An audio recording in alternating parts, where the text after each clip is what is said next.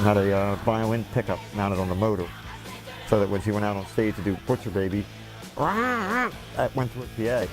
You know, our monitor engineer used to have to run out just seconds before the car was going to blow up and throw plywood up in front of the side fill, you know, which are the side fills are these speaker stacks on either side that the band can hear themselves playing through. Generally, it usually has the instrumental music and that kind of stuff going through.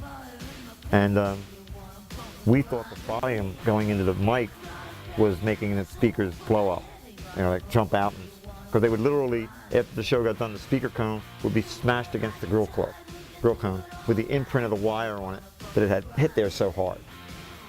You know, and we had thought that the volume was doing it, and we were trying to mute the channels just before the thing would go off to keep that from happening and all.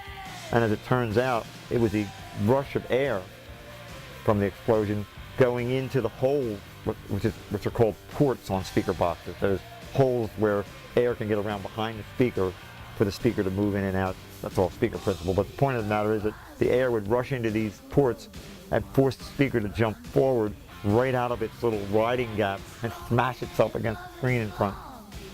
And that's how we were blowing up. It wasn't from the volume, it was from that air rush. So that's when we sort of had to run out. We had pre-cut pieces that seconds before it would happen, you'd go out and bam, bam, hit it with 2 pieces of gap tape up in front of the thing and throw a lid on the horn that was on top of it. Step around behind the thing, boom, the thing would blow up. But then it was a 4 count and it came back in. So it was like, boom, rip, rip, bam, pull the thing down off the side, run across to the other side, or there'd be a guy on the other side, bam, bam, down, and the 4 count, and it would all come back in again because the shows came right out of that same explosion.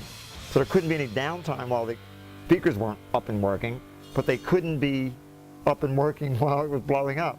Same thing with the wedges out front. Somebody had to blow across and quickly flip them up onto their face so that the air couldn't get into the ports then and blow the speakers up.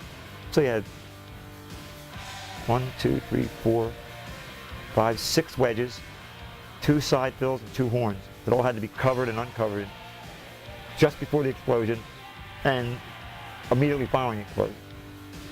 While there's an explosion, you know, but like Wendy would draw their attention over here. You know, you do this one first because she'd be on this side of the stage, you know, doing her thing, and then she'd come over through the fog and he'd come around behind and he'd do this one because he could knock out one a little sooner, and then bam, do this one, and then but it had to all come back in time. And everybody had something that they did, like the mutant men would come out with the COT signatures, and one of them would flip over a monitor. The other guy would come through, and his job was to make sure that monitor got put back up in place. And everybody got the one little thing that happened, and then it was every man for himself after that happened. We'd rig a truss out in the front in the theater, and we would hang it with monofilament fishing line, and then we put these big bungee cords on it. And you put a pyro charge on the monofilament, and as soon as you hit it, it would break, and the truss would fall over people's heads, and it would scare the crap out of everybody.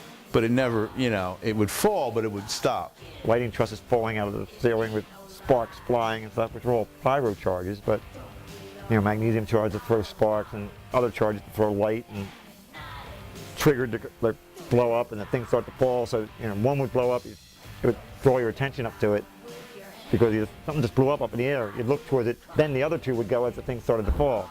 So everybody always saw the lighting truss fall out of the ceiling. The driving we used to do was insane. And Grits and the other Bob, there's 2 Bobs, they would stop like every 45 minutes to an hour. I gotta take a pee, I gotta take a pee, I gotta take a pee. It's like, what are you guys doing in there? You drinking like gallons of liquids or what? You know, oh no, I just gotta take a pee. I said, look, why don't you like piss in a bottle or piss in a cup or something so you don't have to keep stopping? Oh, okay.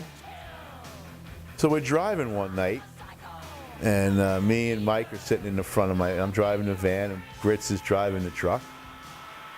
And behind the truck, and I used to always stay behind them so they wouldn't lose me. We're driving down the road, and all of a sudden it's like, oh shit, it's starting to rain. Hit the wipers. Oh, just a sprinkle. 2 hours later, hour and a half later, damn, it's starting to rain again. About 3 hours later, we're getting ready to pull over to get gas. And I'm in the left lane, and I see a hand come out of this window of the truck and pour out a cup. Well, when I told them, you piss in a bottle, you put the cap on it, you throw it away later. Well, they were literally pouring the piss out the window. So the piss was coming back onto my van, and I was like, "What are you guys doing?" Like you poured. I said, "Jesus Christ!"